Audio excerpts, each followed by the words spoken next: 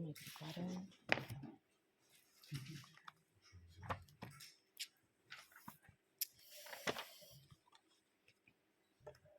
Si bien acabo de decir que me sentía muy honrada, lo malo es hablar después de Alfredo, que has dicho bastantes de los puntos principales de la charla que voy a dar yo ahora. Desde luego me siento como siempre, pues ciertamente un poquito incluso conmovida de escucharte, porque siempre es un verdadero placer. Y además, escuchándote hablar de tu tema, de lo que más te gusta y sobre todo de la poesía y realidad, que me encanta el título que has elegido, porque tiene mucho que ver con la poesía de Natalia Litvinova, en el sentido de que efectivamente, como dice Juarroz y como otros que has mencionado, la realidad hay que crearla, si no, no existe, tenemos que crear nuestra realidad y es lo que hace Natalia Litvinova a través de la poesía. Y como tú has dicho, Alfredo, la poesía es la realidad y sobre todo en la obra de esta autora, que no sé si, bueno, está publicada en España, en la Bella Varsovia, y de hecho voy a hablar de su obra y me voy a centrar en su biografía, en su construcción biográfica de la realidad en estos 4 libros. En los 4 libros que ha publicado en la editorial española La Bella Varsovia, que seguro que conocéis porque sois un público poético, y que son los últimos, además, son los últimos que ha publicado ella misma, que son Siguiente Vitalidad, Cesto de Trenzas, La Nostalgia es un sello ardiente, Son Cámanos de Oro, y lo que voy a hacer es trazar un recorrido biográfico a través de estos libros porque Natalia Litvinova escribe en un sentido muy narrativo que voy a aprovechar, y como también esto se trata de un coloquio, lo que voy a hacer es prácticamente el grueso de esta charla va a ser narrar la historia de estos libros a través de la propia poesía. A ver qué os parece. Si la conocéis, si tengo el honor de que no la hayáis leído, pues va a ser una fortuna porque yo creo que os va a encantar, y si ya la conocéis, seguro que volver a recorrer estos versos pues, va a resultar interesante. Fijaos, en Siguiente Vitalidad vamos a hablar de la memoria heredada, que es la parte principal de esta charla, cómo Natalia Litvinova, que es de origen bielorruso, tuvo que viajó a Buenos Aires, viajó a Argentina con tan solo 10 años, su familia tuvo que emigrar y esto todavía digamos, marca su poesía, marca su vida en el sentido de que el desarraigo le hace intentar recrear su realidad, como decía en un principio, a través de los versos, a través del recuerdo, de su propio recuerdo como niña en esa tierra bielorrusa, y por otra parte del recuerdo que hereda de lo que escucha de su familia. Esto es muy importante porque tanto la memoria imaginada, la memoria en la boca de su padre, de su abuela, de su madre, como la memoria de las vecinas que le contaban historias, forma parte de una realidad imaginaria que ya convierte en su tierra. Tiene un sentido patriótico de los versos. En Cesto de Trenzas veremos cómo traza la genealogía de las mujeres y ya se siente sobre todo identificada, y más en este libro, con la historia de su madre, de su abuela. De hecho, en este libro va a tomar la voz poética de su propia madre. Esto es muy interesante porque ella, digamos, que se disfraza para poderlo contar con cierta distancia. En La Nostalgia es un sello ardiente, el recurso es protagonizar o tomar como pieza ese tú al que habla. La historia tiene como protagonista a Catalina, que es una amiga de ella de la infancia, la que recuerda, la que busca por internet, encuentra.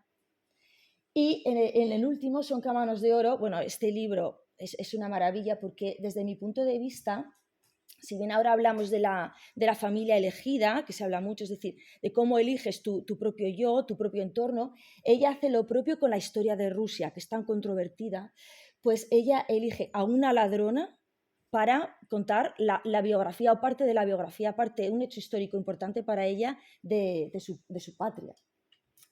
Bueno, pues entonces vamos a ver la memoria heredada en este libro que tengo aquí, Natalia Litvinova.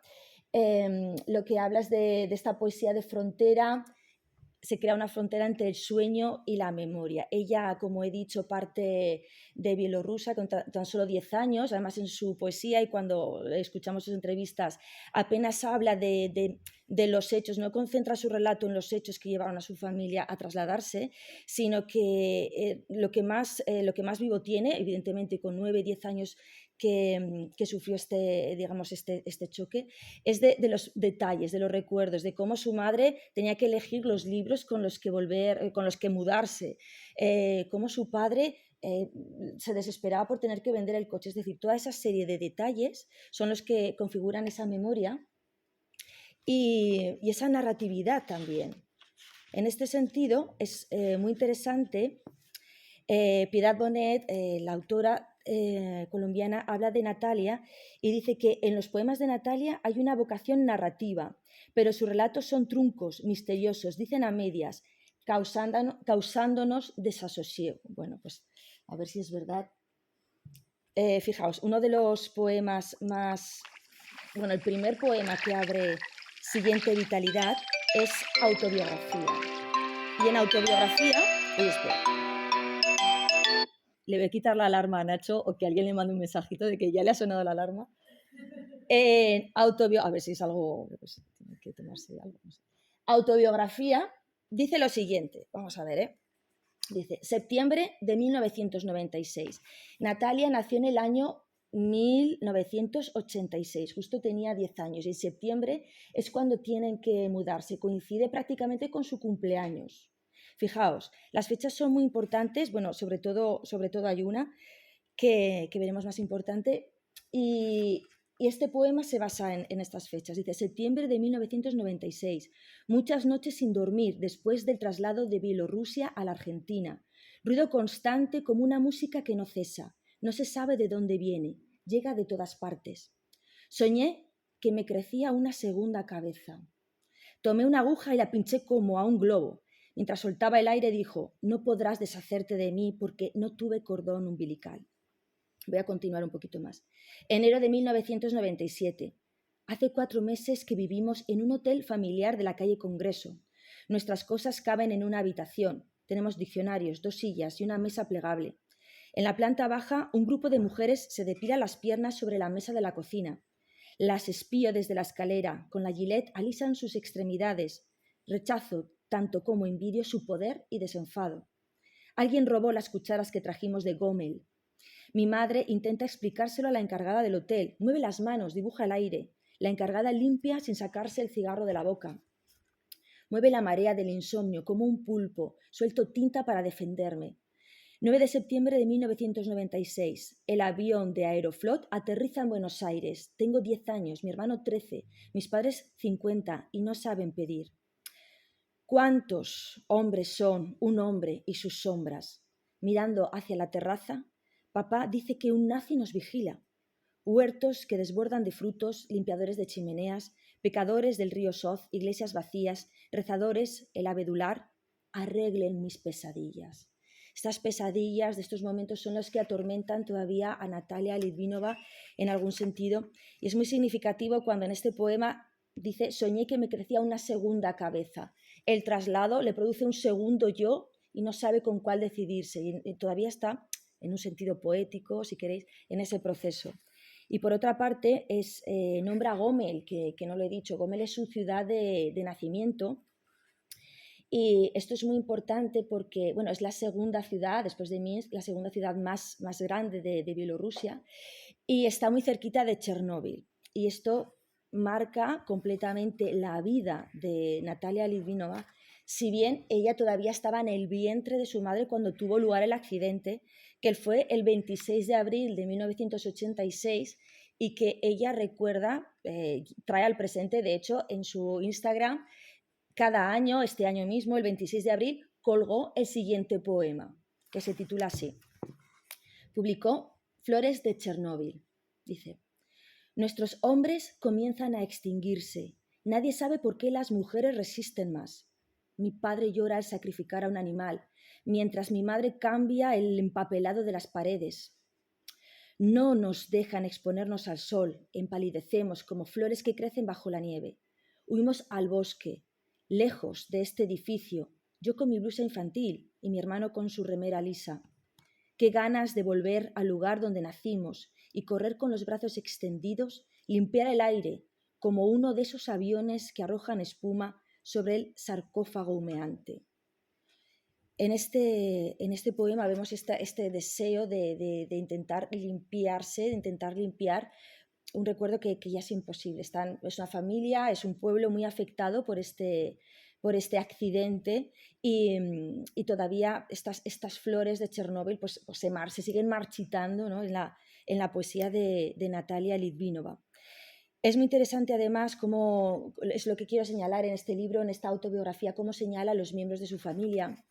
A su hermano apenas lo nombra un poquito solamente en este libro, en este poema y en algún otro. No es un protagonista, si bien he hecho referencia en su Instagram, que ahora es parte desde luego también de su poesía. Es una mujer que desde un principio siempre ha tenido un blog, que os lo recomiendo además, se llama Animales en Bruto, donde ha ido colgando, donde ha ido publicando sus primeros poemas y también, muy importante, sus traducciones. Cuando ella llega a Argentina, evidentemente no sabe hablar español y para ella esto es un choque tremendo y le llama mucho la atención cuando empieza a estudiar en el colegio el hecho de que en Rusia, en Bielorrusia en este caso, tenían de asignatura poesía. Fijaos qué maravilla, además en este congreso. Y ella echa mucho de menos no trabajar en clase temas como la dicción, la prosodia, el recitado, la memorística. No lo trabajan y eso lo echa mucho de menos y empieza a refugiarse como todavía no se puede comunicar, se refugia en la búsqueda de poetas en lengua castellana.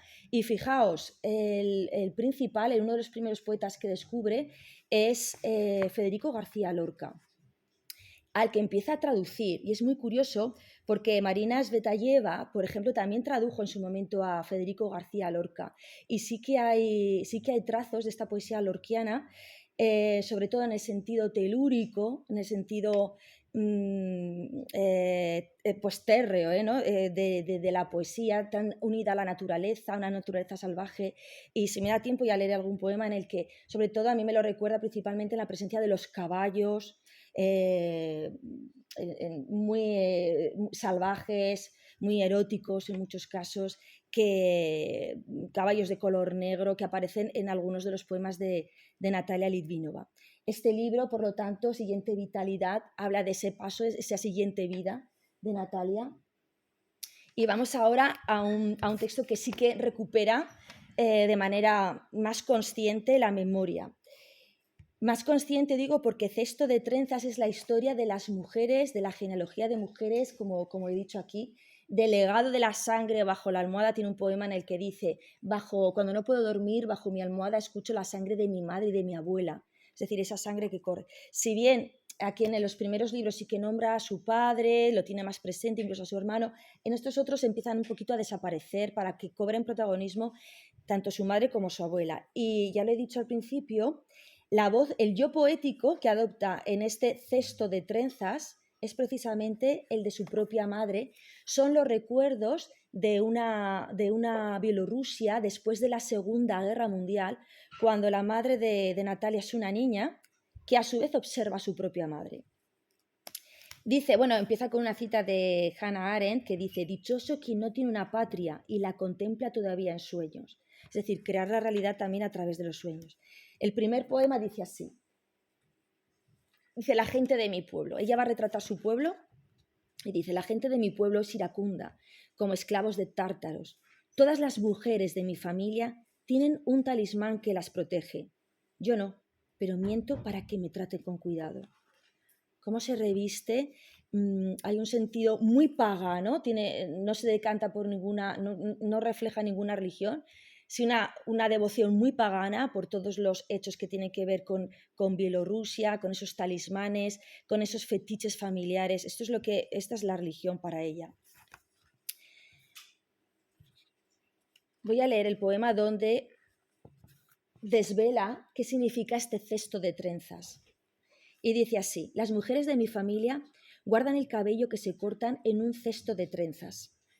Es una tradición antigua, ya no se sabe quién la inició. Mechones, bucles, pelo suelto, cobrizo, rubio o ceniza. Temo que los roben las urracas o que lleguen a manos de una bruja.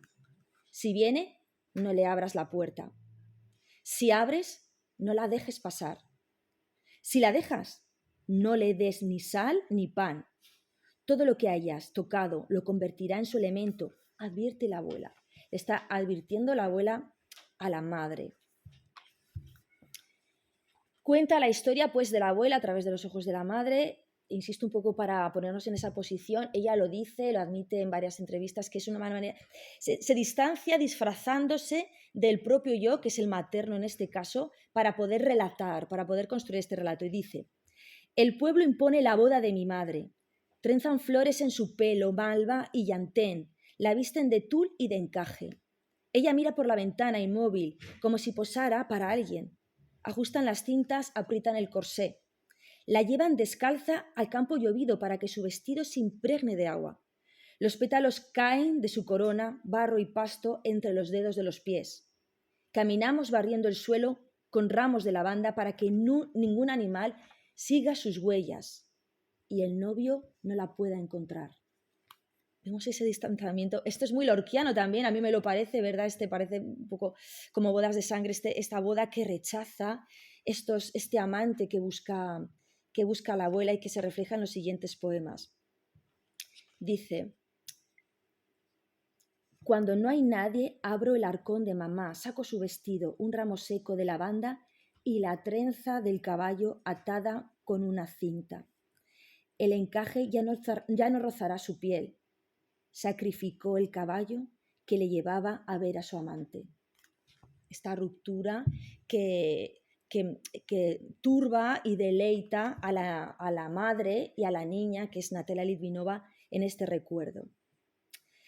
Y en definitiva, toda esta genealogía de mujeres se puede resumir en esta relación maternal cuando dice: soy la región que mi madre mejor conoce.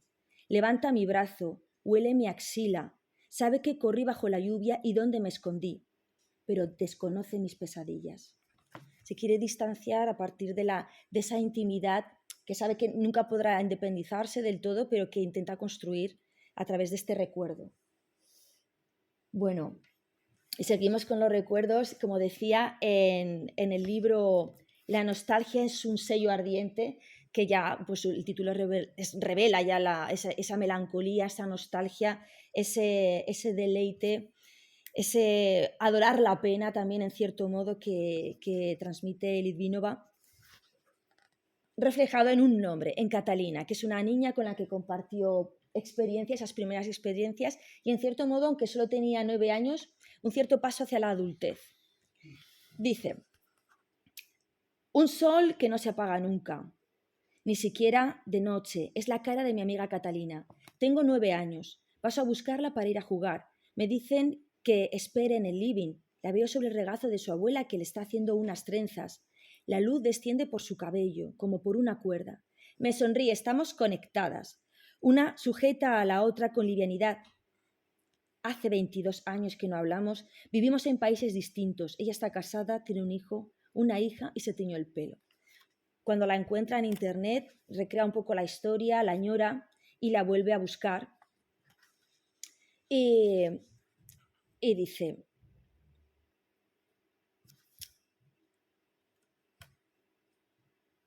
vamos a ver. Mamá esconde los retratos de su familia en una caja de zapatos. Cuando no me ve, la abro y repaso nuestra historia. En uno de mis favoritos, mi abuela materna, una mujer diminuta, aparece junto a otras 2 en la barraca. Aunque no llevan peinados de época ni blusas para fiesta, imagino que disfrutan de una tarde de verano. Durante años creí eso. Esas mujeres jóvenes están en Duisburgo, en un campo de trabajo forzado. Agarradas de la cintura después de la jornada de trabajo, miran a la cámara y sonríen por si acaso. Estos recuerdos, rebuscar otra vez en las cajas de la familia, le lleva a conocer otra vez esa historia dolorosa que en la fotografía pues, posa de una manera liviana para intentar que no duela tanto, ¿no? Todos esos recuerdos y esa penuria. Y dice también: tengo 6 años, me escondo detrás de la cortina de seda. Una amiga de mamá viene a tomar café, una pulsera de nácar, la piel bronceada, huelo su perfume. Estoy en pijama, si ella me ve pensará que soy una niña tonta. Trato de no moverme, pero me aburro. Y acerco los labios a la seda, la succiono. Es algo que vi en una película de terror.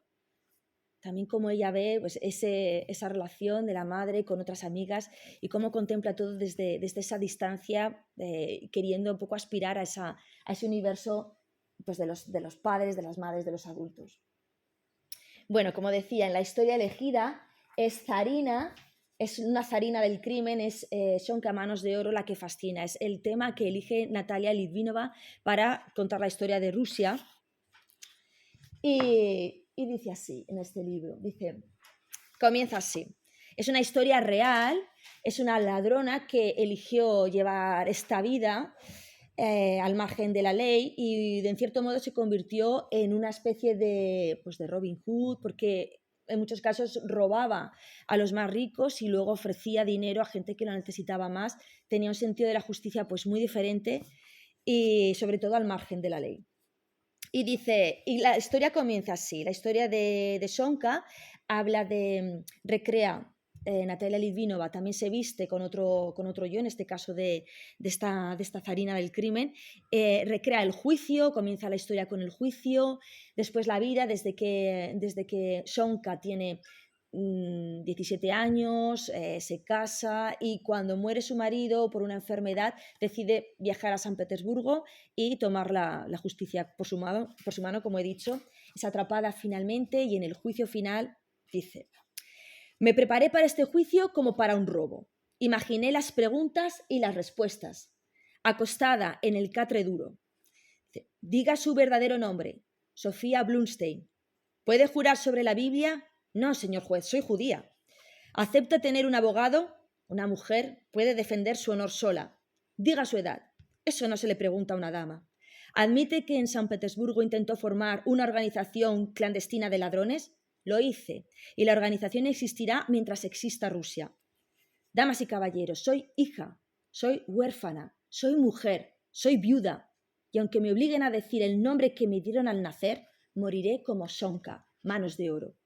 Pero ¿quién es este hombre que me indaga mientras yo, como una asesina, estoy con las manos esposadas tras las rejas? Díganme, señoras y señores, ¿ante qué ley debo arrodillarme si todas fueron escritas por los hombres?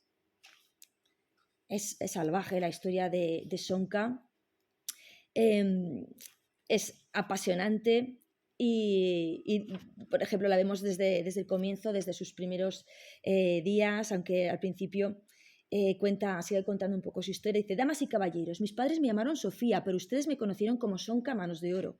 No es por la elegancia de mis dedos, ni por la manera en que toco el piano, como mi madre difunta, sino porque soy virtuosa en el arte de robar. La música es hermosa y acompaña muy bien la hora del té, pero yo elegí quitarles la porcelana a los poderosos. Esa porción de sus herencias ya no irá para sus hijos. Y dice, por ejemplo, en otro poema, también la primera vez que robé. Tenía 7 años. Entré por la ventana a la casa de una vecina y me llevé el plato de porcelana con bordes de oro y lleno de peras. Corrí hacia el establo, apretándolas contra el vientre. Las nubes iban detrás como empujándome. Los árboles estiraban sus ramas para alentarme. Las frutas, aplastadas, mojaron mi vestido y el viento enfrió mi piel.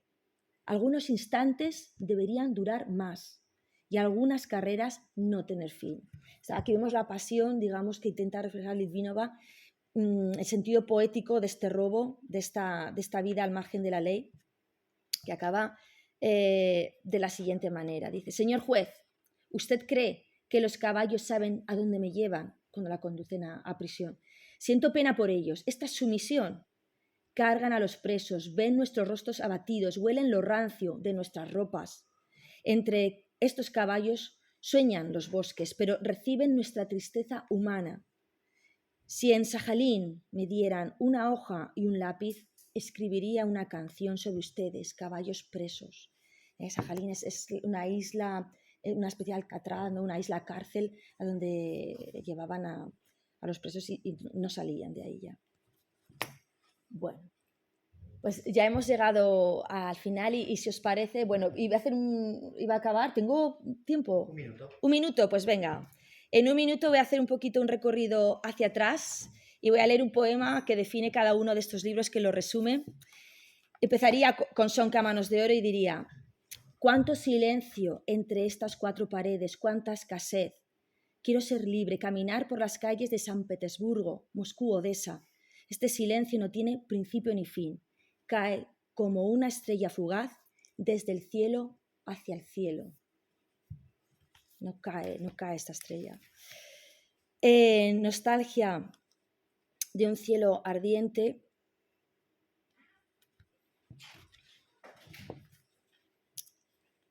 Podríamos resumir diciendo, leyendo este poema, dice: no olvido las flores que crecían fuera del edificio, la rosa mosqueta que atraía a los abejorros, la mariposa que entró por el balcón y atrapé en una botella, para ver cómo perdía su coloración y potencia. La vida podría hacer lo mismo con nosotros, pero no lo comprendí entonces. En Cesto de trenzas podríamos concluir así: como tumores o mariposas nocturnas, en mí viven los que ya no están. Duelen como los huesos en los días de humedad o las quemaduras en los días de sol. Armoniosos calambres trenzan mis músculos y me hacen bailar en la cama, como los juguetes de un niño que creció o la cuchara limpia del hambre. Duele este dolor llevadero. Y por último, este poema que se titula Siberiana y que dice así: miro hacia adelante y soy como el paisaje en el que nací, donde las mujeres son felices lavando ropa en el río y la escarcha arrasada por la corriente les raspa la piel. Llevo la sangre de las mujeres que vuelven a casa enrojecidas, como si ocultaran un amor. Bueno, pues este es el recorrido por la poesía, por la realidad creada de Natalia Litvinova. Muchas gracias por vuestra atención. Gracias, Natalia, por tu poesía también. Bueno, gracias. Bueno, pues muchísimas gracias, Graciela de Pop Solson, por todo lo que has dicho, por cómo has desplegado una poética completa, que me parece muy interesante, no un libro, sino mucho más, un desarrollo. Abrimos turno de preguntas por si alguien quiere participar en la ponencia de Graciela. Bueno, pues parece que no, Graciela, o sea que seguimos adelante. Muy bien.